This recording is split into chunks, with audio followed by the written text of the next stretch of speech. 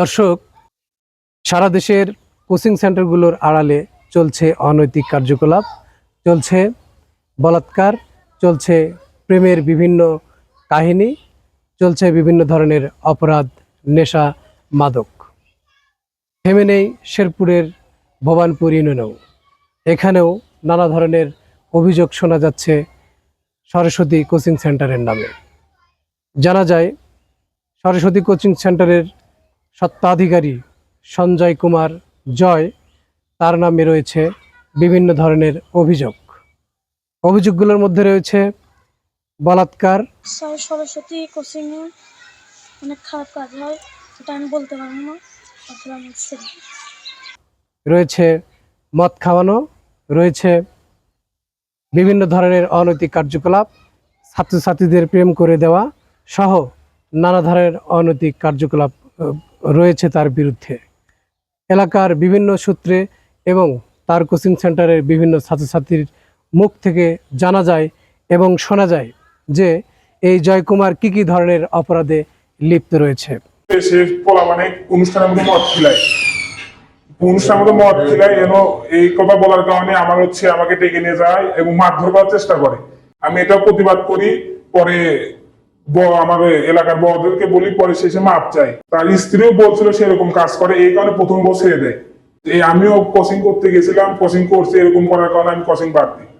মমিন থেকে বা অন্য নাচ গার্ডেন থেকে বগুড়ায় মদ টট নিয়ে এসে পোলাপানকে নিয়ে খেলে জন্মদিনের কথা বলে। এই কথা বলার মতো সামর্থ্য ছিল না, কারণ একটা পিতা মাতার সামনে এই কথা বলা যায় না, কারণ এটা মান সম্মানে লাগে এবং কাউকে বলা যায় না যে এলা কাজ করছে। এই কাজ বলতে সে করে কিসের মাধ্যমে করে? ফার্স্ট টাইম সে টাকার মাধ্যমে এবং খাওয়া বিরিয়ানি হিয়ান ত্যান সবকিছুর মাধ্যমে এই কাজটি সে করিয়ে দেয়। ছেলেদের যে বলাৎকার করে, এটা হচ্ছে সে এই মাধ্যমে করে এবং সে অনেক অনৈতিক কাজ করে থাকে, যা বলার মতো না। এই জয়কুমার তার কোচিং সেন্টারের আড়ালে সারাদিন রাত 24 ঘন্টায় সে অনৈতিক কার্যকলাপ করে যাচ্ছে। সেই সঙ্গে তার নিজের গা হাত পা টেপা, তার মাথা টেপা এবং তার সেবা শুশ্রূষা এই ছাত্রছাত্রীদের দ্বারাই করে নিচ্ছে। দর্শক, একজন সন্তান যখন কোনো গার্ডিয়ান, কোনো অভিভাবক লালন পালন করে, সে নিরাপত্তার জন্য, সে তার সন্তানকে নিরাপত্তার জন্য, শিক্ষার জন্য একটি কোচিং সেন্টারে কিংবা শিক্ষা প্রতিষ্ঠানে পাঠায়। কিন্তু আমরা যদি সেখানকার চিত্র এবং উল্টো হাল দেখি, তাহলে আমাদের গায়ের কাটা শিরে ওঠে। কারণ আমাদের এই সন্তানরা, আমাদের এই কচিকাঁচা কিশোর শিশুরা এই ধরনের কোচিং সেন্টার এবং শিক্ষকদের কাছে নিরাপদ নেই। এই জয়কুমার দীর্ঘ কয়েক বছর ধরেই অনৈতিক কার্যকলাপ এবং বাচ্চাদের সাথে অনৈতিক আচরণ, বাচ্চাদের হাতে মাদক তুলে দেওয়া, বাচ্চাদেরকে সিগারেট খাওয়ানো সহ নানা ধরনের অভিযোগ রয়েছে তার বিরুদ্ধে। দর্শক, ওই শিক্ষা প্রতিষ্ঠানের কোচিং সেন্টারের অর্থাৎ সরস্বতী কোচিং সেন্টারের কয়েকজন শিক্ষার্থীর মুখ থেকে এবং কয়েকজন ভুক্তভোগী এবং প্রত্যক্ষদর্শী ছাত্রছাত্রীর মুখ থেকে শুনবো আমরা সেই বর্ণনা। সরস্বতী কোচিং সেন্টারে সব প্রকারের পড়ানোর বদলে প্রেম করার শেখানো হয়। সরস্বতী কোচিং সেন্টারে ছেলেপেলেদের নিয়ে ও মদ আর বিড়ি খায়, তারপরে অনেক মেয়েদের যারা ছেলেরা পছন্দ করে তাদের অনেক খারাপ করে, এটা বলতে পারবো না আমি, সেজন্য আমাকে ছেড়ে দেয়। সরস্বতী কোচিংয়ে অনেক খারাপ কাজ হয়, সেটা আমি বলতে পারবো না। শিক্ষার আড়ালে অশিক্ষা, নৈতিকতার আড়ালে অনৈতিকতা, এই ভয়ঙ্কর দৃশ্য আজ যেন ভবানীপুরকে গুমড়ে খাচ্ছে। দর্শক, এই যে পরিবেশ, এই যে অনৈতিকতা, এই যে শিশুদেরকে হরণ করা, তাদেরকে ব্ল্যাকমেইল করে তাদের সাথে অনৈতিক কার্যকলাপ করা, শিক্ষার আড়ালে শিক্ষা না দিয়ে তাদেরকে দিয়ে ভিন্ন কোনো কাজ করানো, এটি অবশ্যই কোনো শিক্ষকতার মধ্যে পড়ে না, কোনো শিক্ষকের গুণও হতে পারে না।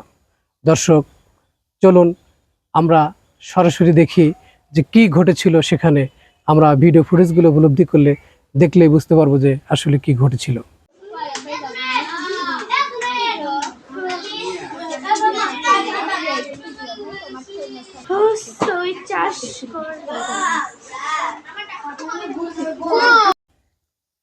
দর্শক, এই সঞ্জয় কুমার সঞ্জয় এর আগে তার নামে অনেক ধরনের অভিযোগ এবং অসত্য অনৈতিক কার্যকলাপের বিভিন্ন ধরনের অপরাধমূলক ঘটনা রয়েছে। প্রত্যক্ষদর্শী তার কোচিংয়ের আরেকজন ছাত্র দিলেন সেই বর্ণনা। চলুন শুনে আসি সে কি বলছে। আমি সরস্বতী কোচিং সেন্টারে আগে পড়তাম। জয় স্যার সেখানে ছেলেদেরকে ছেলে মেয়েকে প্রেম করাতো।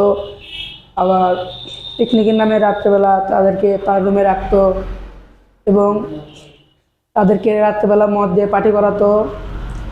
আর মাঝে মধ্যে অনেক ছেলেপেলেকে সে নিয়ে যে বিড়ি সিগারেট তার রুমের ভিতরে খাওয়াতো। এছাড়া সলপল দিয়ে গা হাত পা টেপানো, রাতের বেলা তাসে থাকা, অনেক দিন অনেক পোলাপানকে রেখেছে সে। আমি এই প্রতিবাদ করার কারণে আমাকে সে মারধর করেছে। তারপর থেকে আমি আর সেই কোচিং সেন্টারে যাওয়া বন্ধ করে দিয়েছি। এখানেই শেষ নয়, বগুড়ার মমইন হোটেল থেকে, মমইন বার থেকে মাদক নিয়ে এসে ছাত্রছাত্রীদের হাতে তুলে দিয়ে সেবন করানোর কারণে তারা সেন্সলেস হয়ে পড়ে এবং ভবানীপুর চার মাথায় তারা বমি করে। এমন দৃশ্য উঠে এসছে ভবানীপুরের বিভিন্ন জনের মোবাইল ফোনে। দর্শক, যখন সেখানে তারা বমি করে এবং তারা যখন অস্বাভাবিক আচরণ করে, তখন ওই শিক্ষক জয়, যে কিনা তার কোচিং সেন্টারে মদ খাওয়ানোর পর মদ খেয়ে এসে যখন তারা বাড়ি ফিরছিল, ঠিক সেই মুহূর্তে তারা ভবানীপুর চার মাথায় সেন্সলেসে অনেকে পড়ে যায় এবং অনেকে বসে বমি করে। আমরা দেখেছি সেই ভিডিওগুলো এবং সেই ফুটেজগুলোও এখানে আপনাদের সামনে প্রমাণ হিসেবে তুলে ধরা হলো। চলুন দেখি আমরা সেই ফুটেজগুলো এবং সেই ছবিগুলো।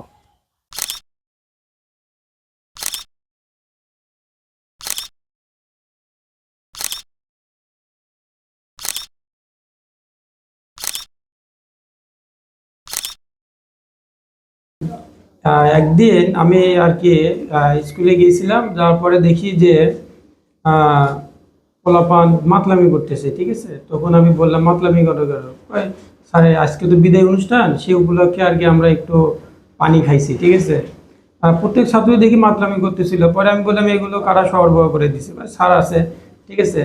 পরে বললাম, কোন স্যার? তখন বলতেছে জয়ের কথা আর কি। পরে এই পর্যন্ত আর কি আমি জানি। পার্টির নামে কি আপনি মদ খাওয়াতে পারেন আপনার স্টুডেন্টদের? না না, এটা ভুল কথা। ভুল? এগুলা আমাদের কাছে ডকুমেন্ট এসেছে। এখন কি করব বলেন? এগুলা কি প্রচার করব কি করব না সেটা বলেন। না, আপনারা তো আগেও প্রচার করতে পারেন, আগে সত্যটা ইয়ে করেন। অবশ্যই আপনারা তো দেখবেন যে সত্য প্রমাণিত হওয়ার পরেই তো আপনাকে ফোন দিয়েছি। না না, ঠিকই। আমাদের কাছে ইনফরমেশন স্টেট একদম সত্য না হলে তো আমরা প্রচার করব না। হুম। তো প্রচার কি করব? এগুলো তো প্রমাণিত সত্য কথা। না না না, আপনি আমাকে ক্ষতি করবেন, এটা কোনো কথা হলো? আমি তো ভাইয়া, আমাদের প্রফেশন হচ্ছে অন্যায়কে তুলে ধরা। তো আপনি অন্যায় করে তো পার পাবেন, আপনার ক্ষতি কেন করব? আপনি অন্যায় করছেন, এগুলো স্বীকার করেন। না না, অন্যায় তো আমি করি নাই, এটা ভুল কথা। তাইলে এগুলা কেন? এগুলা কি মিথ্যা? আপনি স্টুডেন্টদের মদ খাওয়াচ্ছেন, স্টুডেন্টদেরকে দিয়ে আপনার শরীর টিপে নিচ্ছেন। আমি আপনাকে একটা কথা বলি ভাইয়া, কেউ যদি তার পেছনে লাগে থাকে, তাকে মনে করেন অনেক কিছু ভাবে অনেক টাকা চালানো যায়, অনেক কিছু অনেকভাবে করানো যায়, অনেকভাবে হয়রানি করা যায়। হ্যাঁ, ঠিক আছে, বুঝতে পারছি। এই বিষয়গুলো কি আপনি অস্বীকার করছেন?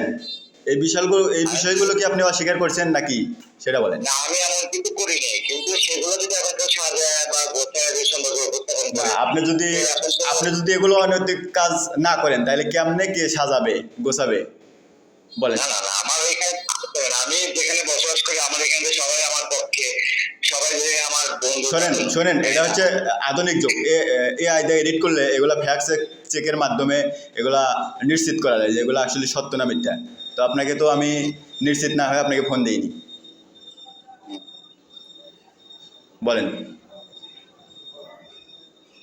ছবি ভিডিও তো প্রমাণিত। কিছু ছবি এখন কিভাবে সেটা কিভাবে ঘটলো সেটা তো আমি বলতে পারতেছি না।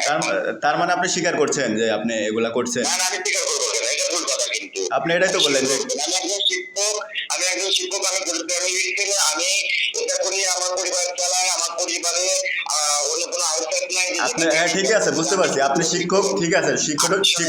শিক্ষক হচ্ছে সম্মানিত পেশা, কিন্তু আপনি সম্মানিত পেশাকে অসম্মানিত করছেন কেন? দর্শক, আমরা এমন একটি বাংলাদেশে বসবাস করছি, এমন একটি বিশ্বে বসবাস করছি যেখানে শিক্ষা প্রতিষ্ঠানে আপনার কন্যা সন্তান নিরাপদ নয়, এমনকি আপনার ছেলে সন্তানটিও সেখানে নিরাপদ নয়। আপনার আমার সন্তানেরা শিক্ষা প্রতিষ্ঠানে, স্কুল, কলেজ, বিশ্ববিদ্যালয়, বিশেষ করে আবাসিক হোটেলে যারা থাকে এবং পড়ে, তাদের নৈতিকতার বিষয়টি মাথায় চিন্তা করেই আপনার সন্তানকে প্রতিষ্ঠানে ভর্তি করাবেন। আপনার আমার সন্তান আগামী দিনের ভবিষ্যৎ। আপনার আমার সন্তান আমাদের স্বপ্ন, আপনার আমার সন্তান আমাদের প্রতিচ্ছবি। সেই বিষয়টি মাথায় রেখেই সন্তানের দিকে লক্ষ্য রেখে ভবিষ্যৎ গড়বেন। KM রাব্বি হাসান রাশেদ, RSTV অনলাইন।